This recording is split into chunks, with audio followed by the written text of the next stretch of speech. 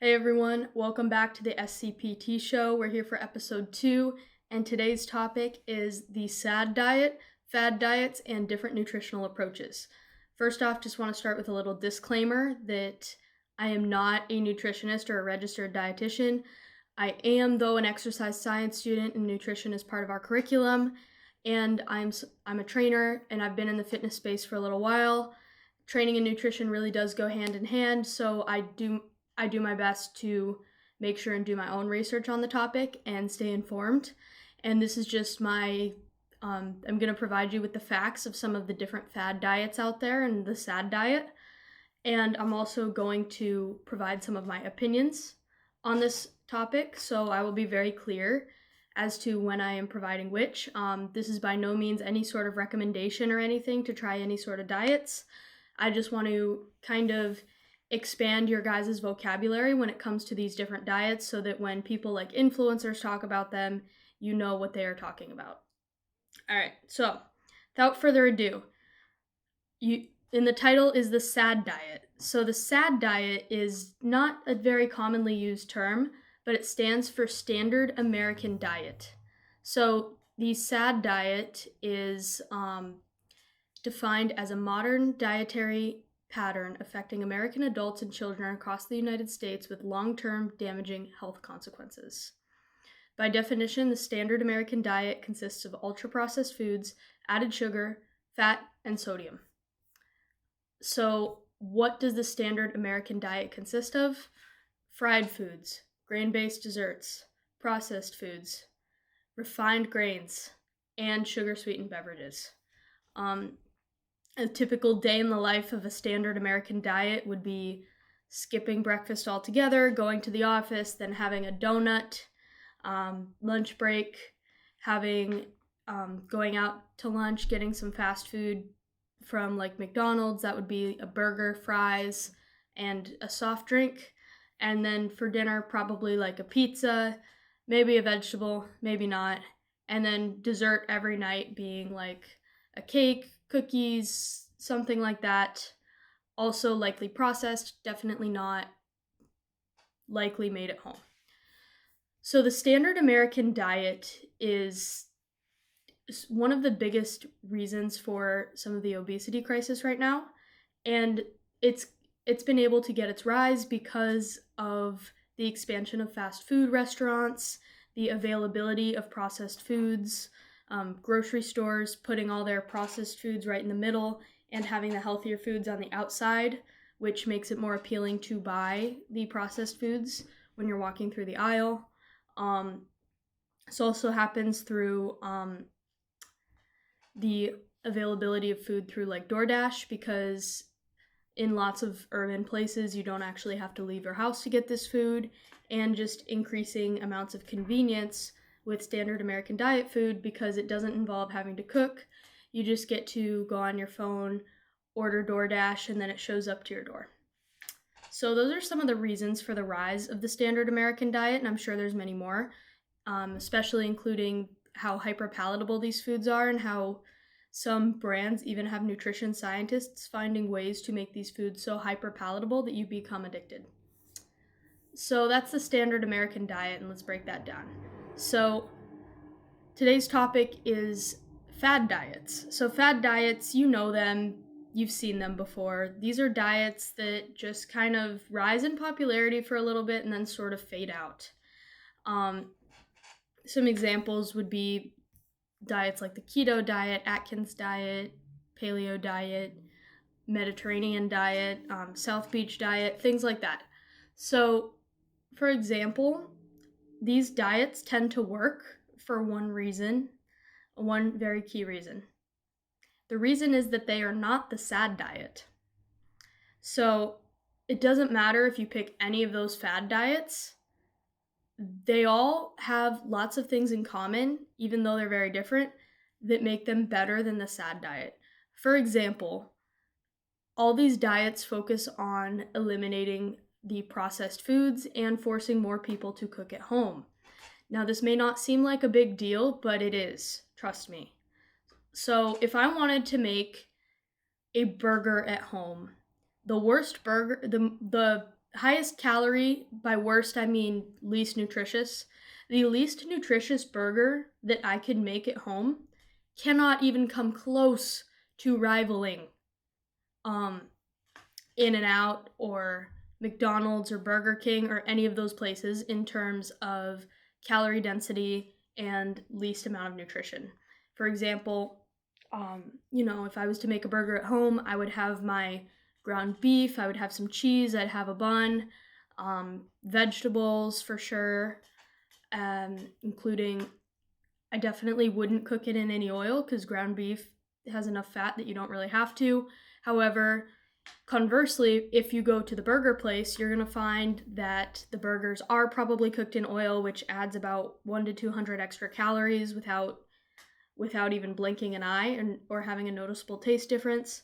The vegetables may not be fresh and they may be out of a can, which may decrease the amount of nutrients. The buns are probably the most sugary and carbohydrate-rich buns they can find, because they want customers coming back to eat more, if that makes sense. So the biggest reason as to why most of these diets are successful is, again, elimination of a lot of those processed foods and forcing people to cook at home. So without further ado, what are the fad diets? I'm going to be talking about a few of them today and kind of breaking down what they are, how they work, why they don't work, and at the end, I'll talk a little bit about how I go about eating and what I think of the fad diets.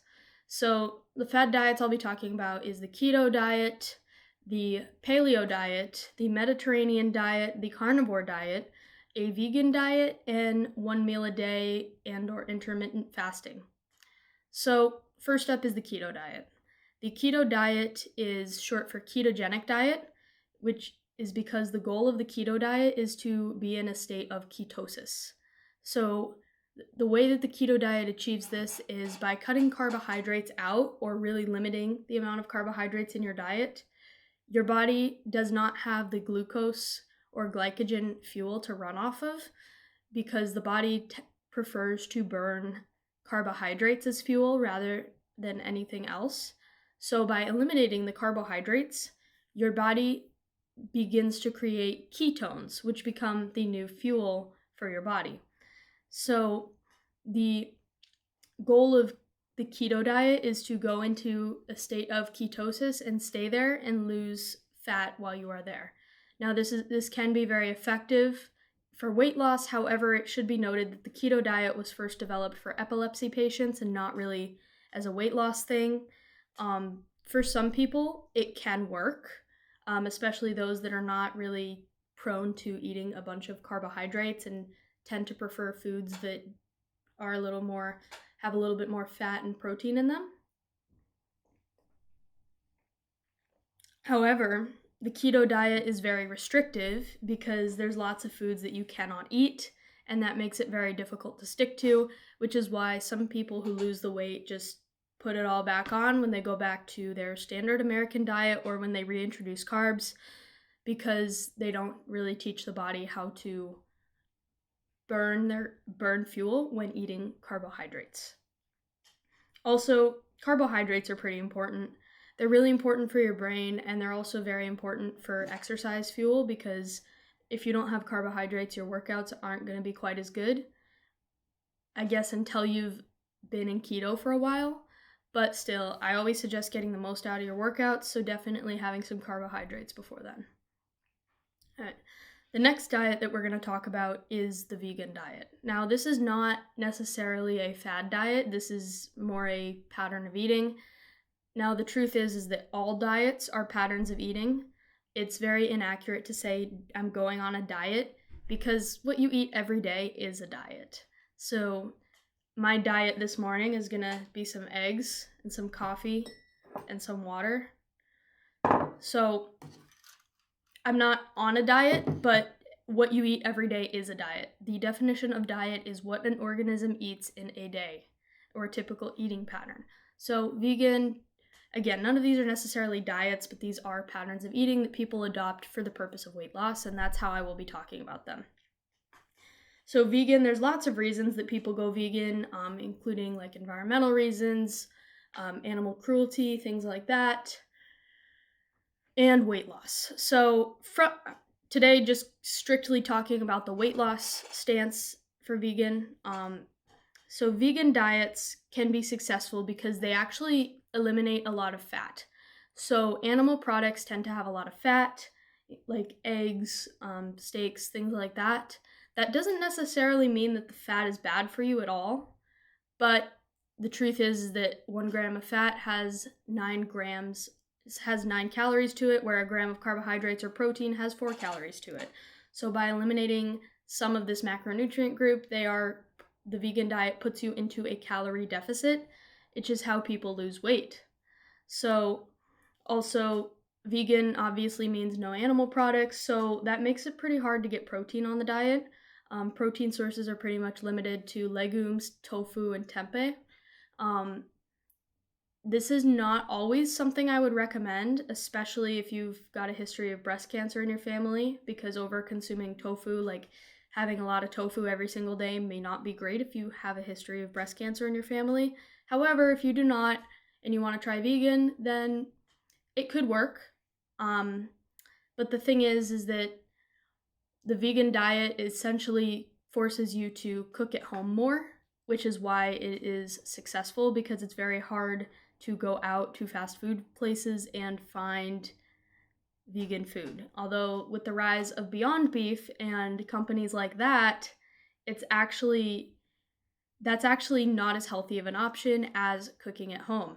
So the biggest thing with all these diets is that there is a way that you can mess them up while being vegan. So you can be vegan and you can eat vegan Doritos and vegan ice cream and soy-based like milkshakes all day, and it's not going to work. So really, it's all about food quality more than anything. Vegan overall is not really a diet that I would recommend for the purpose of weight loss. Now, for other purposes, it's just fine, just because it's hard to get enough protein and hard to feel full.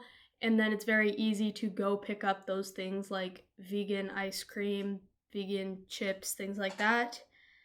And that may not always be good. So next up is vegan's opposite, the carnivore diet. So the carnivore diet is actually a keto diet because there's no carbohydrates. The carnivore diet consists of eating only animal products. So on the carnivore diet, you would eat like eggs, steak, butter, cheeses, things like that, other meats like chicken, pork, fish, things like that. So again, in my opinion, it is a restrictive diet. It restricts a macronutrient, carbohydrates. So just like the keto diet, it can work for some, and it works by eliminating those carbohydrates. But overall, my opinion is, your mom's been telling you to eat some veggies. Her mom told her to eat veggies. Her mom told her to eat veggies. Do you really want to go against that many moms? I wouldn't do that.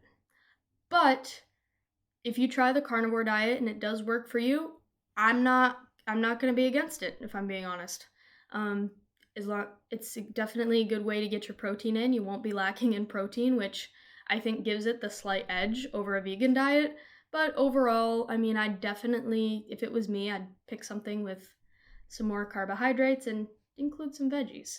Now, there are people who do carnivore plus fruit. I think that's a little better because that includes some nutrients in the fruit. Or animal-based, which is sort of a derivative of carnivore that does include some fruit and veggies, but is more similar to the paleo diet, which I'm about to explain. But overall, there's lots of good from lots of these diets that we can take from. However, no need to be married to one, which is going to be my point soon. Next up is the paleo diet. So the paleo diet stands for Paleolithic diet. It can also be known as the caveman diet and has originally been popularized by CrossFit. So the paleo diet is essentially, if the cavemen didn't eat it, I don't either. So that's a little bit more of a marketing phrase in my opinion, because we don't necessarily know exactly what the cavemen ate because it was a long time ago. But essentially, paleo diet is things that grow in the ground, meats, proteins, things like that, not made by industrial processes. So, fancy way for saying cutting out refined grains, processed food, and added sugar. Pretty standard of a solid diet is to do that thing most of the time, to cut those things out most of the time. This also forces you to cook at home a little bit more because it's very hard to find full meals that are paleo per se, and that's why it works. So overall, it can be a little restrictive because technically on the paleo diet, you don't have any cheat days or anything like that, depending on how you do paleo. However, I mean, all things considered, it doesn't really lack a macronutrient and it's very balanced and it's not, there's a bunch of foods that you can make from those ingredients, so I'm not going to dog on it too much.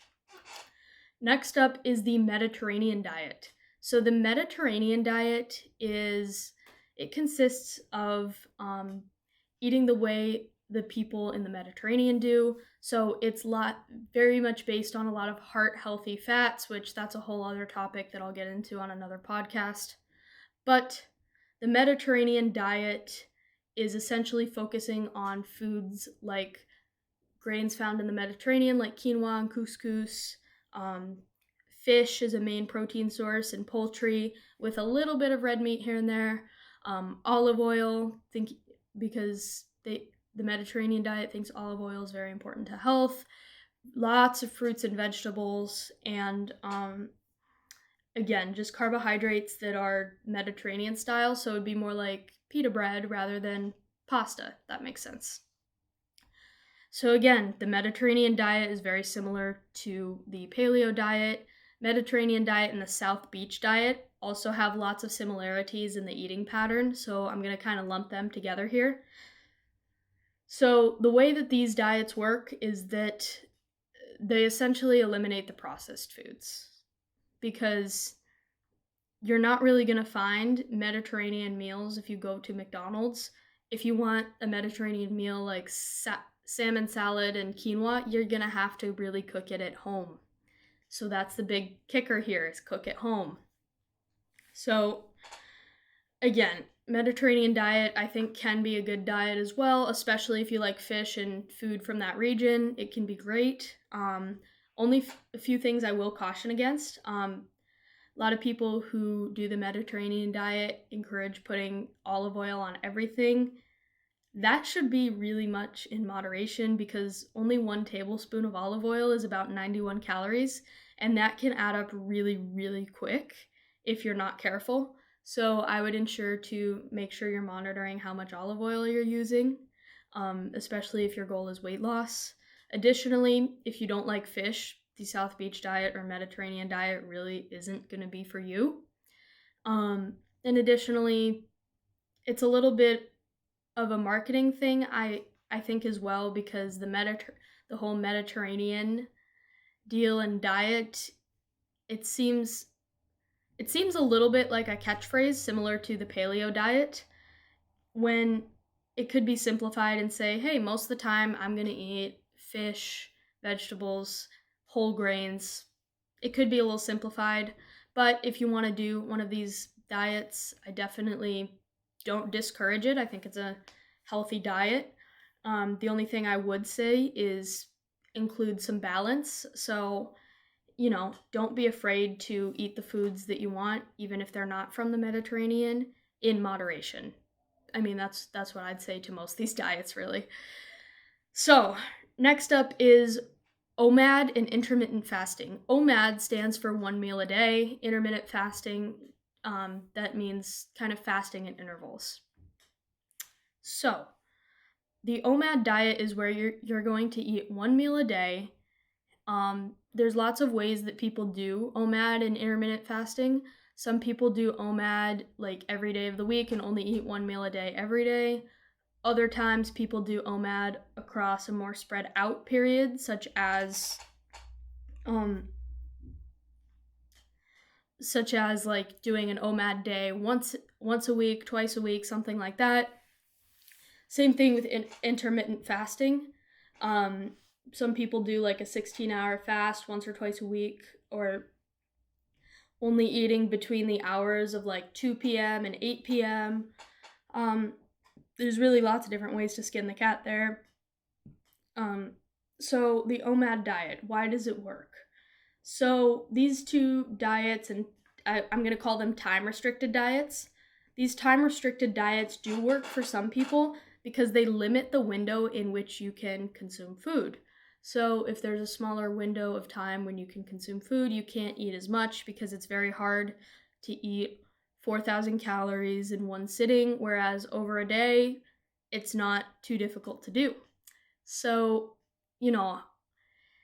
the drawbacks of the OMAD diet and the intermittent fasting is that if you are eating one meal a day, that could be a very low quality meal. There's no restrictions really on what you can eat, which is good that it's not a restrictive diet in that sense, but it does restrict the time, so it is restrictive in that sense.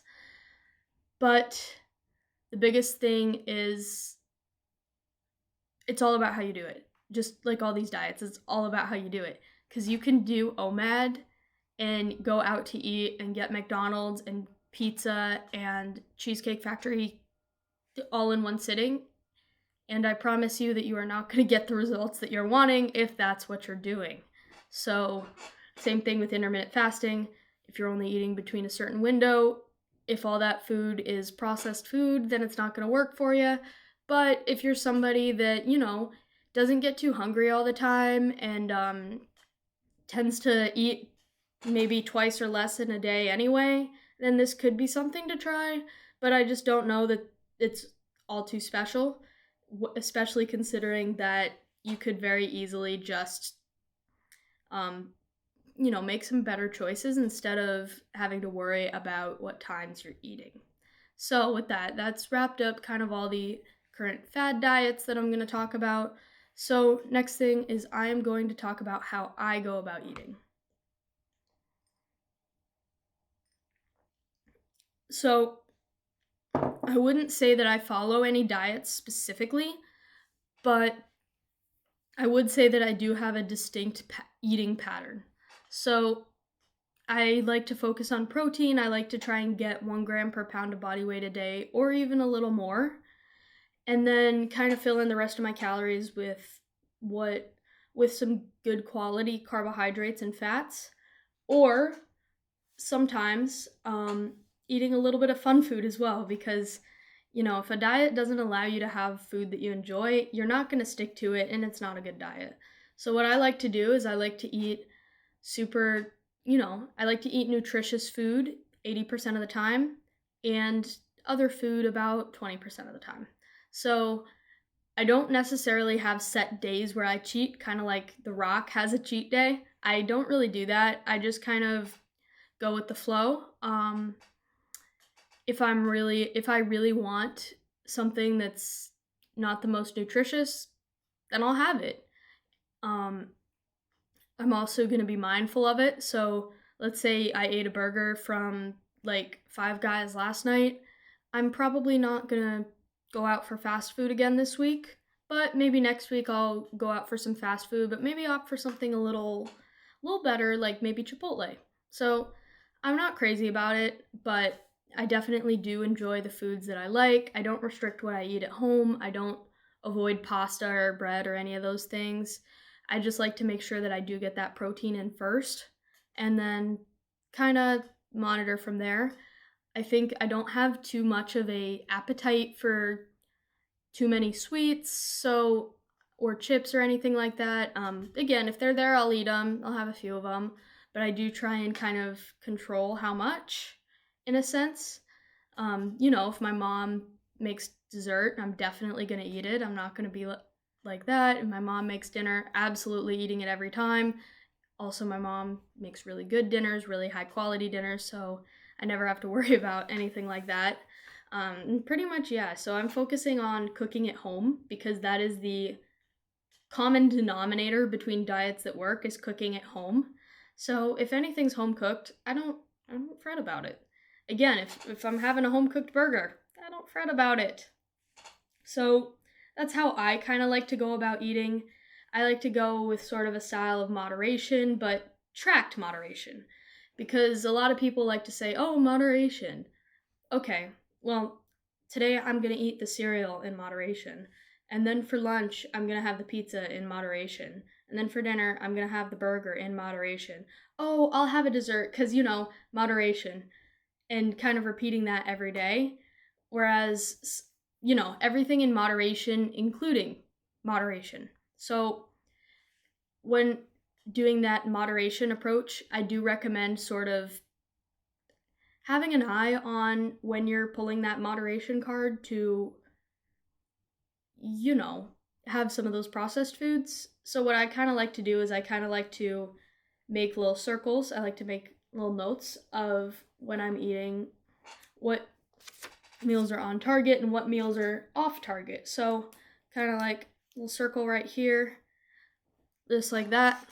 So breakfast today, I'm having eggs, not processed food, so check mark's gonna go there, right in the middle of the target.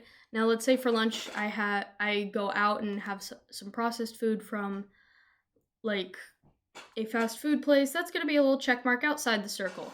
So now for every 10 check marks, you're going to want only 1 or 2 of those outside the circle and the other 8 or 9 of those inside the circle. So for dinner, I've got my meal prep. I know that that's what I'm gonna have. It's another check mark in the circle. Oh, I wanted a little dessert after dinner. Well, that's going to be a check mark out of the circle. So that's going to mean that my next 6 check marks are going to have to kind of go in the circle. That's sort of how I like to track moderation and make sure that I'm staying on target with that. All right. So for the last question of the day, if I had to rank the fad diets, how would I rank them? Now, this is not advice, this is simply my opinion and based on me and the type of foods that I like to eat. Based on how likely I would be to adopt any of these, I will tell you the answer is I am not likely to adopt any of these because I think the 80-20 approach is the best, like 80% nutritious foods and cooking at home, 20% other. I think that's pretty much the best approach to go about it. But if I did have to rank the fad diets, this is how I would rank them. First up is the paleo diet. Definitely takes number 1 for me because I think Rob Wolf, very smart. I like his product Element. I also think that it has the least amount of like restrictions, and it's definitely got more flexibility than other diets than say the Mediterranean diet, because I personally don't love fish, so it'd be very easy to adopt. Again, if you are vegan, you can do the paleo diet as well, or vegetarian. That would just look a little bit more like tofu and things like that rather than meats. I do like chicken, steak, beef, pork, so wouldn't be too hard to adopt. I also really like vegetables like sweet potatoes, like zucchini, carrots, things like that. So it wouldn't be difficult, and I do think it's probably the most well-rounded diet of the fad diets, and if I was to recommend one to a person, that would be where I'd go. I've also listened to Rob Wolf's podcast. I think he's very knowledgeable, has a lot of like really good reasons as to why he does and advocates for the paleo diet, very well backed up. So that would be my number 1. Now, number 2 on my list would be Mediterranean and South Beach diet. That is just because I think that they are also very nutrient-dense diets, very high quality. Again, focusing on high-quality foods and cooking at home, really big there. So lots of vegetables included, which is good. Fish included, very good for you. I personally don't like fish, but if I did, it'd be a little easier for me to adopt. I think overall it's a little bit fad-like because of the catchy names and stuff, but it's not a terrible pattern of eating. I mean, all things considered, as long as you don't go too crazy with the olive oil and the red wine, I think it's not the worst, but definitely you don't need to restrict yourself down to just the Mediterranean diet. All right, so number 3 on my ranking is actually going to be OMAD and intermittent fasting. I know I ripped on it a little bit above, but if it works for you, then I'm for it. Now, there's lots of different ways to do it. I think if you're doing it, you should be very responsible and make sure to put your protein first and not just binge once a day on processed foods, if that makes sense. But I do like that it does have a little bit more room for freedom, like eating some more foods that you really enjoy, because at the end of the day, if you don't enjoy your diet, you're not going to stick to it. So if you are somebody that doesn't necessarily love to eat all day long, then I would recommend it. But for myself, I do like to eat a little bit more often, so I don't know if it would work for me. But if I did have to reduce that window a little bit, some days I do eat 2 meals or 1 big meal, so it might work. So yeah, it would go number 3 just because there's lots of ways you could do it. I would recommend doing that in a very nutrient dense way. But I do like that it's not extremely restrictive and it doesn't demonize any of the macronutrients. All right, so number 4 on my list is going to be keto. So we're down to the lowest part of the list here. Keto goes number 4 because it allows both protein, animal protein, and vegetables, which the carnivore and vegan diets do not. Again, if keto is something that might work for you, like you really like the keto foods such as like avocados, meats and things like that, and you're not really going to miss the carbohydrates, then I suppose that it could work for you. Again, I will caution that that's definitely something you should do under supervision, or with the help of somebody who has done it. I wouldn't really recommend it and say, yeah, absolutely do this, because I think there's a lot of better ways to skin the cat without cutting out carbohydrates. And again, we really want to be having the best output in our workouts possible. And if keto does not allow that, then I don't know that it's the best. And again, also there's lots of ways to buy processed keto products at the store. We've all seen them, the keto cereals and things like that. And kind of not do keto that well. So, it's a little bit down there on the list. It's just where it fell. But if it's something that you think might work for you and you've researched it and it works for you, I've got no hate. Next up is the carnivore diet. Now this one gets this slight edge over the vegan diet for me because there's less ways to eat processed food on the carnivore diet than on the vegan diet. Now, I do not recommend either of these. Now, obviously, if you have health reasons that you have to do vegan, cool. Or if you have health reasons that you have to do carnivore, also cool. But if you don't have any of those and you're just looking for weight loss, these two I really wouldn't recommend. I would recommend sort of finding an eating pattern that works for you. Carnivore is very restrictive in that it doesn't allow any processed food at all or any quote-unquote fun foods. So it may be unsuccessful because it's kind of hard to go without those fun foods, nor would I really want to. So yeah, but also it does get the slight edge over vegan because it does put protein first, which I find to be the most satiating macronutrient. So if I'm eating my protein, I'm not feeling too hungry. So it does get the slight edge over the vegan diet.